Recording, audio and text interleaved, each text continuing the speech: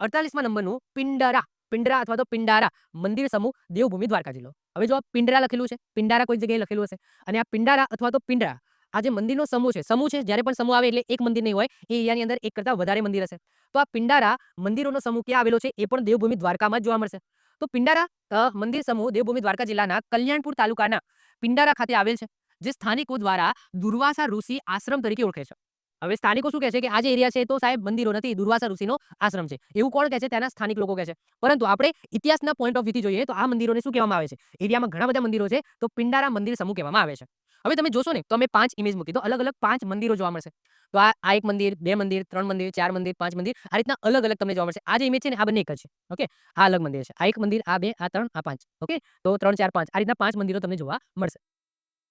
વાત કરીએ આ મંદિરો મૈત્રક સંધવ સમયગાળાના છે. આ મંદિરો સમૂહ કિનારા નજીક અને દ્વારકાથી 11 માઇલના અંતરે આવેલા છે.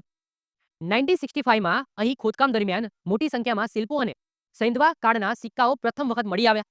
સ્થાનિક લોકો આ સ્મારકોને દુર્વાસા ઋષિ સાથે સંકળાવે છે અને તેને દુર્વાસા ઋષિ આશ્રમ તરીકે ઓળખે છે.